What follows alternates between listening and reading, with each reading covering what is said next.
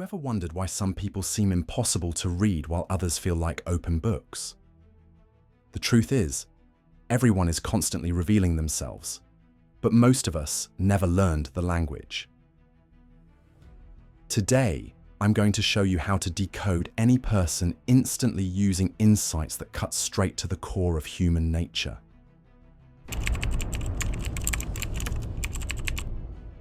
This isn't about cheap tricks or surface-level observations.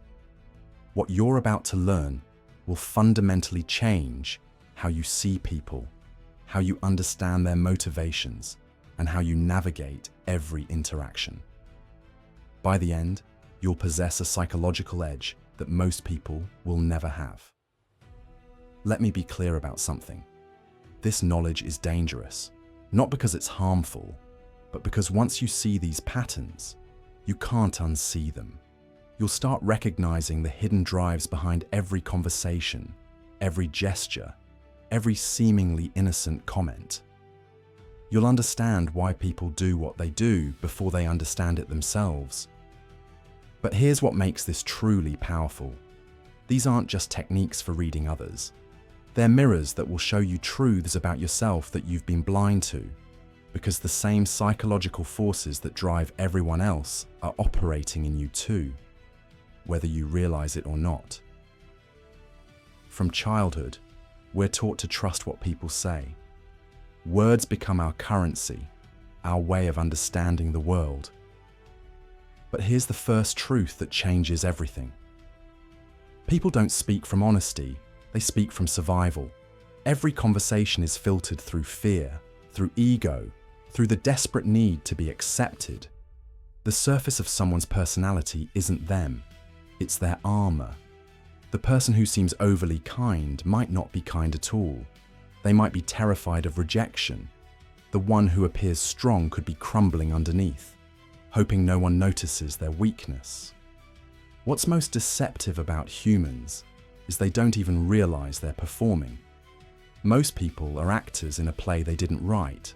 Their smiles, their opinions, their tone, all carefully crafted to keep them safe in a world that feels threatening.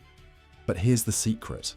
People leak the truth constantly, not in their words, but in the cracks, the moments they look away, the way they laugh too long at something that isn't funny, the way they quickly change the subject when it gets too close to something real.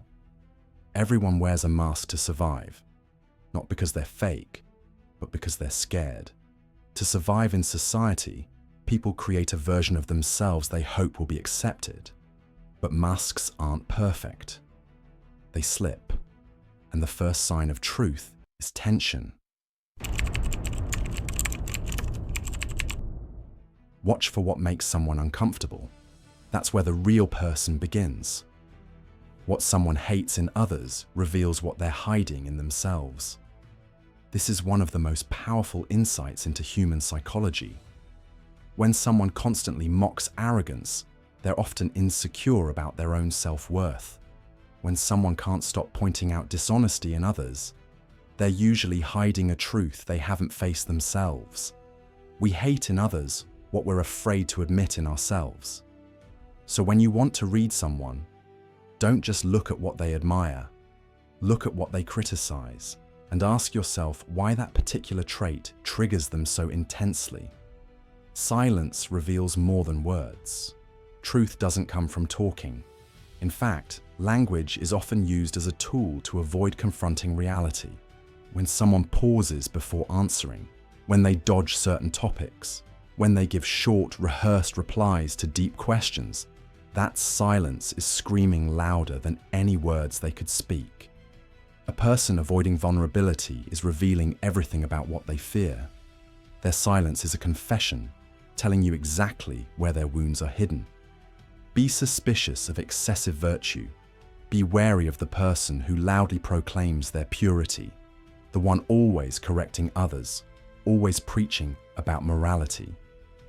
Sometimes, virtue becomes a mask for superiority. The louder someone signals their goodness, the more likely there's something being hidden behind it. Real goodness doesn't need applause. It doesn't need to announce itself. It simply is. When someone's morality becomes a performance, you're not seeing their character. You're seeing their insecurity about their character. People don't lie to you first. They lie to themselves.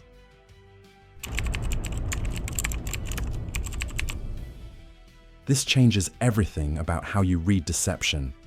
The lies you hear from people, "I'm fine, I'm over it, I don't care."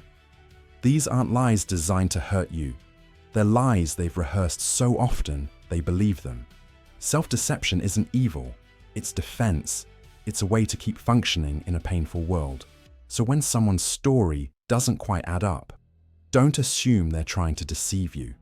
Realize they've been deceiving themselves far longer, and that's what makes reading them possible, because the inconsistencies reveal the truth. Where someone feels superior, they're hiding inferiority. Superiority is often overcompensation. If someone constantly reminds you of their accomplishments, they likely fear they're not enough. If someone puts others down casually, they're probably terrified of being overlooked themselves. Real confidence doesn't compete. It doesn't need to prove itself. It just is. So when someone needs to dominate, control, or prove their worth, look deeper. Behind the throne, you'll often find a scared child wearing a crown. Most actions are driven by unconscious fear. Ask yourself this: why does someone over-explain? Why do they dominate a conversation or disappear completely? Why do they say yes when they clearly mean no? Fear. Fear of abandonment, rejection, humiliation, failure. Humans rarely act from pure desire. They act from a deep fear of loss of status, of love, of self-worth. So when you want to read someone, stop focusing on what they say they want. Instead, ask, what are they afraid of losing? That's where the truth lives. When someone criticizes too much, it's projection. Next time someone constantly critiques others, listen closely. The man who mocks emotional people might be terrified of his own feelings. The woman who belittles others for their appearance might be locked in a secret war with her own reflection. Judgment is almost never about the other person. It's about the self. So when you hear repeated criticisms, don't be distracted by the target. Instead, trace the line back to the speaker. What part of themselves are they trying to disown? Projection isn't just a defense mechanism, it's a confession. If you listen right, it tells you exactly where someone's pain lives. Guilt hides behind false confidence. There's a kind of person you've probably met, the one who seems overly sure of themselves, always in control, always composed. But watch long enough and you'll see the tension in their jaw, the way they over-prepare, the defensiveness under pressure. When someone is chronically confident, look for the guilt they're trying to bury. Maybe it's something they regret. Maybe it's a version of themselves they're trying to prove wrong. Real peace doesn't perform. So when someone seems too confident, don't be intimidated. Be curious. People betray themselves through exaggeration. Someone who constantly says, "I don't care what anyone thinks," likely cares deeply. Someone who claims, "I'm always happy," likely isn't. Exaggeration is a tell. It's the ego trying to drown out doubt. Extremism in any direction is a form of imbalance, not strength. So when someone's statements sound too absolute, don't believe the content. Read the insecurity underneath. Exaggeration is volume. The question is, what are they trying to silence? Those who seek control often fear inner chaos. When the inner world is disordered, the outer world must be managed obsessively. If someone micromanages every detail, if they can't handle change, if they dominate people to feel powerful, it's not because they're strong. It's because something inside them feels out of control. Instead of fearing the controlling person, see them for what they are. Someone terrified that the moment they let go, it will all fall apart. The stricter the outer shell, the more fragile the inner self. The louder the performance, the emptier the core. Look at social media. The endless "look at me" energy. The perfect poses, the constant updates, the curated identity. This isn't strength, it's desperation. When someone is constantly performing, it's because they don't believe they'll be seen or loved without it. So they create noise, color, drama. But the person who truly knows themselves doesn't need to be watched. They're already whole. When someone's life looks like a performance, remember this. It's not a show of power. It's a whisper of need. You're probably starting to feel it now. The shift.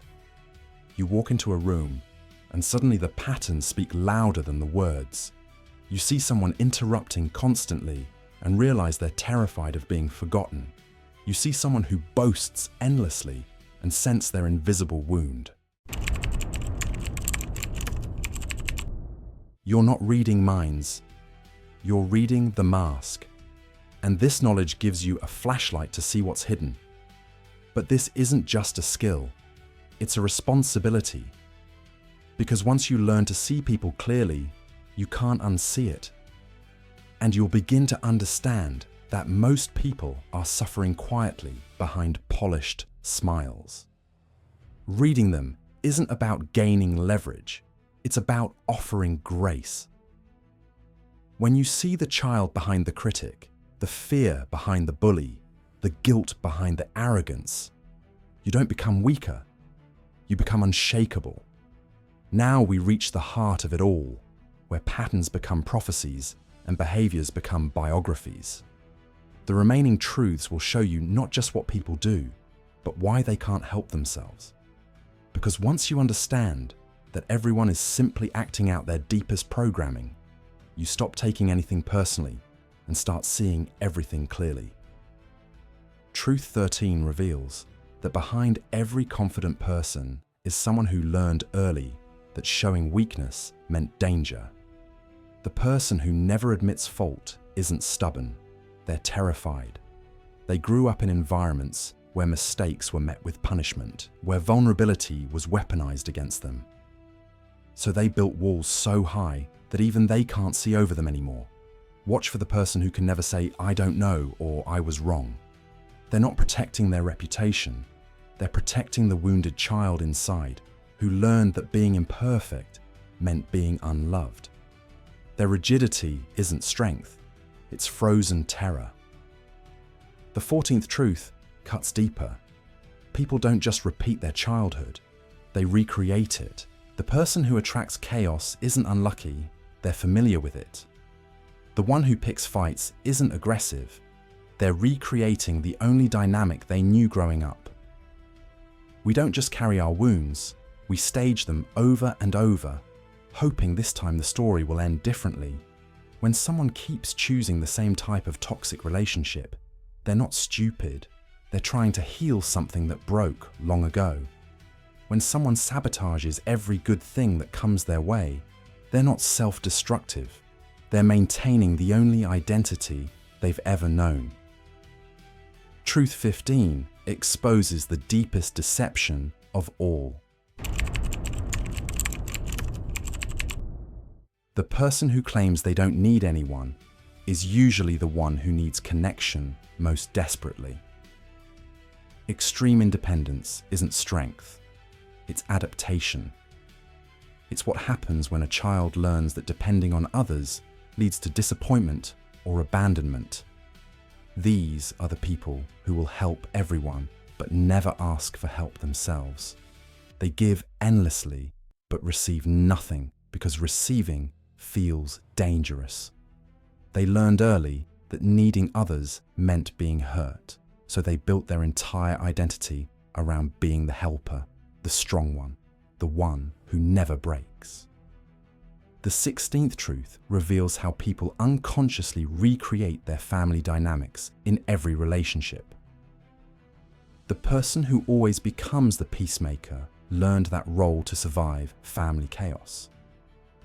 The one who withdraws during conflict learned that engagement meant getting hurt. the one who becomes explosive, learned that volume was the only way to be heard. They're not choosing these roles consciously. They're following scripts written in childhood, performed automatically whenever stress triggers their survival programming. Understanding this changes everything, because you realize people aren't difficult by choice, they're difficult by design. Truth 17 shows you that what people judge harshest in others is what they judge harshest in themselves. The person who can't tolerate laziness in others is at war with their own desire to rest. The one who mocks emotional people is terrified of their own feelings. The one who criticizes others for being fake is hiding behind their own mask. This isn't conscious hypocrisy, it's psychological projection. We exile parts of ourselves we can't accept, then spend our lives hunting those same qualities in others. The intensity of someone's judgment tells you exactly where their own shame lives. The 18th and final truth ties everything together. People's deepest fear isn't death, it's invisibility. Everything they do, every mask they wear, every performance they give stems from the terror of being forgotten, of living and dying without mattering. The arrogant person fears being seen as worthless. The people pleaser fears being rejected. The rebel fears being controlled. The perfectionist fears being flawed. But here's what changes everything.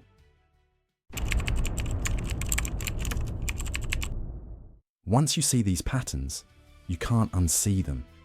You'll watch someone interrupt constantly and know they're afraid of being forgotten. You'll see someone boast endlessly and recognize their invisible wound. You'll witness someone withdraw completely and understand they're protecting something precious inside. This isn't about becoming superior or gaining advantage over others. It's about developing the rarest quality of all, true compassion. Because when you understand that everyone is just trying to survive their own story, you stop taking their behavior personally and start seeing their humanity. The person who hurt you was probably hurt first. The one who rejected you was probably rejected themselves. The one who abandoned you was probably abandoned long ago. This doesn't excuse their actions, but it explains them. And in that explanation, you find your freedom. You stop needing others to be different. You stop waiting for apologies that may never come. You stop expecting people to heal their wounds just to make you comfortable. Instead, you see them clearly, respond consciously, and protect yourself wisely. These 18 truths aren't just about reading others. They're about reading yourself. Every pattern you recognize in someone else exists somewhere in you. Every wound you identify in others has left its mark on you too. The difference is awareness. When you know your patterns, you can choose differently. When you understand your programming, you can rewrite it. This is Nietzsche's ultimate gift, not just the ability to see through masks, but the courage to remove your own. Because the person who can see others clearly without judgment is the person who has learned to see themselves with the same compassion. And that person, that awakened soul, becomes truly untouchable. Not because they're hard, but because they're whole.